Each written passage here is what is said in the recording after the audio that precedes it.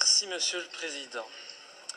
Messieurs les ministres, chers collègues, la Belgique est bien le pays du surréalisme. Ce matin, on apprend dans la presse que l'armée belge est incapable de lutter contre les quelques militaires extrémistes aux convictions islamistes radicales qui existent en son propre sein et qu'il est impossible de les licencier faute de moyens juridiques suffisants.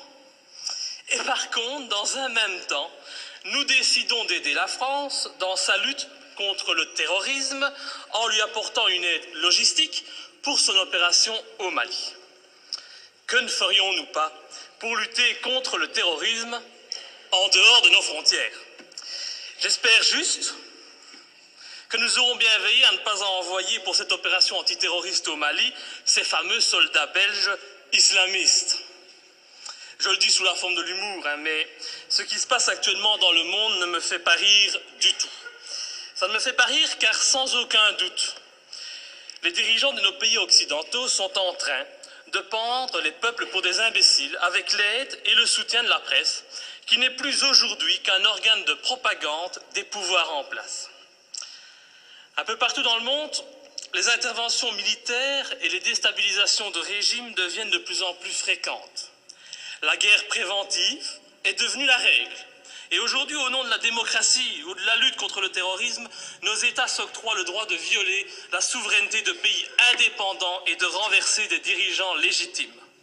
Il y a eu l'Irak et l'Afghanistan, ces guerres du mensonge américain, sont venues par la suite la Tunisie, l'Égypte, la Libye, où, grâce à vos décisions, notre pays a participé en première ligne à des crimes contre l'humanité pour renverser à chaque fois, des régimes progressistes et modérés et pour les remplacer par des régimes islamistes dont, et c'est quand même bizarre, la première volonté fut d'imposer la charia. Il en est de même actuellement en Syrie, où la Belgique finance honteusement l'armement des rebelles islamistes qui tentent de renverser Bachar al-Assad. Ainsi, en pleine crise économique, alors que de plus en plus de Belges ont des difficultés pour se loger, se nourrir, se chauffer ou se soigner, et oui, j'entends déjà le sale populiste que je suis, eh bien le ministre des Affaires étrangères, il a décidé d'offrir aux rebelles syriens 9 millions d'euros. Bien sûr, on tentera de nous faire croire que cet argent servira à des fins humanitaires, un mensonge de plus. Et comme vous le voyez, depuis des mois, notre pays ne fait que participer à la mise en place de régimes islamistes dans le nord de l'Afrique et au Moyen-Orient. Alors, quand on vient prétendre partir en guerre pour lutter contre le terrorisme au Mali, eh bien, j'ai bien envie de rire. C'est faux.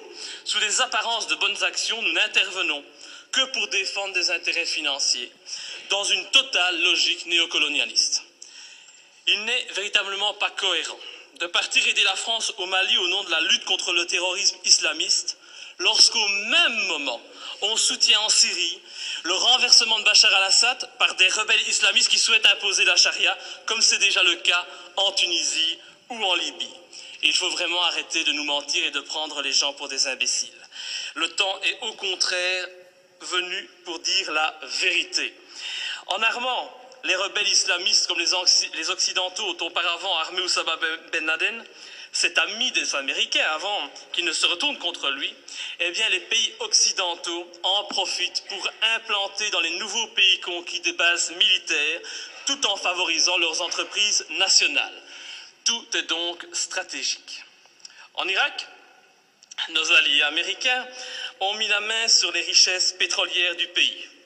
En Afghanistan, ce fut sur l'opium et la drogue, toujours très utiles, pour se faire beaucoup d'argent assez rapidement. En Libye, en Tunisie, en Égypte ou encore en Syrie, le but fut et est encore actuellement de renverser les pouvoirs modérés pour les remplacer par des pouvoirs islamistes qui très rapidement deviendront gênants et que nous attaquerons sans vergogne sous prétexte de lutter, à ce moment-là encore, contre le terrorisme ou de protéger Israël. Et dont les prochaines cibles sont déjà connues. Dans quelques mois, je prends le pari que nos regards se tourneront vers l'Algérie et finalement vers l'Iran. Faire la guerre pour libérer des peuples d'un agresseur extérieur, c'est noble. Mais faire la guerre pour défendre les intérêts des États-Unis, faire la guerre pour défendre les intérêts de grosses sociétés comme Areva. Faire la guerre pour mettre la main sur des mines d'or, ça n'a rien de noble. Et cela fait de nos pays des pays agresseurs et voyous. Personne n'ose parler, mais qu'à cela ne tienne, je ne me tairai pas. Et tant pis si ma lutte doit me faire passer pour un ennemi de ce système qui bafoue les droits de l'homme au nom des intérêts financiers, géostratégiques et néocolonialistes. Bafouer ce régime et le dénoncer, c'est un devoir et une fierté pour moi. Et sincèrement, et je m'excuse pour le vocabulaire populaire utilisé, j'emmerde tous les soi-disant bien-pensants, qu'ils soient de gauche, de droite ou du centre, qui sont aujourd'hui au basque de nos pouvoirs corrompus et qui se plairont à me tourner en ridicule. J'emmerde nos dirigeants qui jouent avec leurs bombes comme des gamins dans une cour de récréation. J'emmerde ceux qui prétendent être des démocrates alors qu'ils ne sont que des criminels de bas étage. Je n'ai pas beaucoup de respect non plus pour les journalistes qui ont le culot de faire passer les opposants pour des débiles mentaux alors qu'au fond ils savent très bien que ces opposants ont parfaitement raison. Je méprise enfin au plus haut point ceux qui se prennent pour les rois du monde et qui nous dictent leurs lois, car moi je suis du côté de la vérité, du côté de la justice, du côté de ces victimes innocentes du pognon à tout prix. Et c'est pour cette raison que j'ai décidé de m'opposer clairement à cette résolution qui envoie notre pays soutenir la France dans son opération néocolonialiste. Depuis le début de l'opération française, le mensonge est organisé. On nous dit que la France ne fait que répondre à l'appel au secours d'un président malien. On en oublierait presque que ce président n'a aucune, mais aucune légitimité et qu'il a été mis en place pour assurer la transition suite au coup d'État de mars 2012. Qui a soutenu ce coup d'État? Qui en est à la base? Pour qui travaille ce président de transition? Voilà le premier mensonge. Le président français François Hollande ose prétendre mener cette guerre pour lutter contre les djihadistes qui menacent, ils menacent, rendez-vous compte, le territoire français et européen. Mais quel vilain mensonge! En reprenant cet argument officiel, tout en profitant pour effrayer la population, en augmentant le niveau de la menace terroriste, en mettant en œuvre le plan Vigipirate, nos dirigeants et les médias font preuve d'un culot inimaginable. Comment peut-on oser sortir un tel argument alors que la France et la Belgique n'ont pas hésité à armer et soutenir les djihadistes en Libye et que ces mêmes pays continuent actuellement à soutenir ces djihadistes en Syrie? Ces prétextes ne servent qu'à cacher des desseins stratégiques et économiques. Nos pays n'ont même plus peur de l'incohérence car tout est fait pour la cacher. Mais l'incohérence est pourtant bien présente. Ce n'est pas demain que vous verrez un Malien venir commettre un attentat en Europe. Non, à moins qu'on en crée un subitement pour mieux justifier encore cette opération militaire. On a bien créé le 11 septembre pour justifier l'invasion, l'arrestation arbitraire, la torture et le massacre de populations innocentes. Alors créer un terrorisme malien, bon, ça ne doit pas être trop compliqué pour nos dirigeants sanguinaires. Un autre argument utilisé pour justifier ces derniers mois les opérations militaires, c'est la protection des droits de l'homme. Ah, cet argument est encore utilisé aujourd'hui pour justifier la guerre au Mali. Mais oui, nous devons agir, car sinon les méchants islamistes radicaux vont imposer la charia au Mali, lapider les femmes et couper les mains des voyous. Oh, c'est vrai que l'intention elle est noble, noble et salvatrice, c'est sûr. Mais pourquoi alors? Mais pourquoi, bon Dieu, nos pays ont-ils alors participé à l'accession au pouvoir en Tunisie et en Libye d'islamistes qui ont décidé d'appliquer cette charia dans ces pays qui étaient, il n'y a pas si longtemps de cela encore, modernes et progressistes?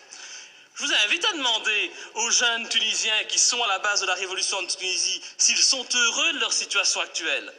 Tout cela, c'est de l'hypocrisie. L'objectif de cette guerre au Mali est très clair. Et puisqu'on n'en parle pas, je vais en parler. L'objectif, c'est de lutter contre la Chine et permettre à notre allié américain de maintenir sa présence en Afrique et au Moyen-Orient. C'est cela qui guide ces opérations néocolonialistes. Et vous verrez, quand l'opération militaire sera terminée, la France conservera bien entendu des bases militaires au Mali. Ces bases serviront aussi aux Américains. Et en même temps, parce que ça se passe toujours comme ça, des sociétés occidentales mettront la main sur des contrats juteux qui priveront de nouveau les pays recolonisés de leurs richesses et de leurs matières premières. Alors, soyons bien clairs, les premiers bénéficiaires de cette opération militaire, ce seront les patrons et les actionnaires du géant français Areva, qui tentent depuis des années d'obtenir l'exploitation d'une mine d'uranium à Faléa, une commune de 17 000 habitants située à 350 km de Bamako. Et je ne sais pas pourquoi, mais mon petit doigt me dit qu'il ne faudra pas longtemps pour qu'Areva puisse enfin exploiter cette mine. Je ne sais pas, c'est une impression que j'ai. Il est donc hors de question que je participe à cette colonisation minière, cette colonisation des temps modernes. Et pour ceux qui doutent de mes arguments, je les invite sincèrement à se renseigner sur les richesses du Mali. Le Mali est un grand producteur d'or, mais depuis peu, il a été désigné, comme étant un pays qui offre un environnement de classe mondiale pour l'exploitation d'uranium. Mais comme c'est bizarre, un pas de plus vers une guerre contre l'Iran, c'est une évidence. Pour toutes ces raisons, et afin de ne pas tomber dans les pièges du mensonge que l'on nous tend, j'ai décidé de ne pas soutenir cette intervention au Mali. Je voterai donc contre. Et ce faisant, je fais preuve de cohérence, puisque je n'ai jamais soutenu par le passé nos interventions criminelles en Libye ou en Syrie, me profilant de la sorte comme le seul parlementaire de ce pays à défendre la non-ingérence et la lutte contre les intérêts obscurs. Je pense vraiment qu'il est grand temps de mettre un terme à notre participation à l'ONU ou à l'OTAN et de sortir de l'Union européenne si cette Europe, au lieu d'être un gage de paix, devient une arme d'attaque et de déstabilisation de pays souverains aux mains d'intérêts financiers et non plus humanistes. Enfin, je ne peux qu'encourager notre gouvernement à rappeler au président Hollande les obligations qui résultent de la Convention de Genève en matière du respect des prisonniers de guerre. J'ai en effet été outré d'entendre à la télévision, de la bouche du président français, que son intention était de détruire, je dis bien détruire, les terroristes islamistes. Alors je ne voudrais pas que la qualification utilisée pour nommer les opposants au régime malien, c'est toujours pratique aujourd'hui de parler de terroristes islamistes, soit utilisée pour contourner les obligations de tout État démocratique en matière de respect des droits des prisonniers de guerre. Nous attendons un tel respect de la patrie des droits de l'homme. Enfin, et pour terminer, permettez-moi de souligner la légèreté avec laquelle nous décidons de partir en guerre. Tout d'abord, le gouvernement agit sans la moindre autorisation du Parlement, il paraît qu'il en a le droit. Il envoie du matériel, des hommes au Mali. Le Parlement réagit par la suite, et quand il réagit, comme aujourd'hui, eh bien, cette institution n'est composée que d'un tiers de ses membres. Encore beaucoup moins si on parle des élus francophones. C'est donc une légèreté coupable qui ne m'étonne pas vraiment, venant d'un Parlement de toutous soumis aux diktats des partis politiques. Je vous remercie. Monsieur le ministre des Affaires étrangères.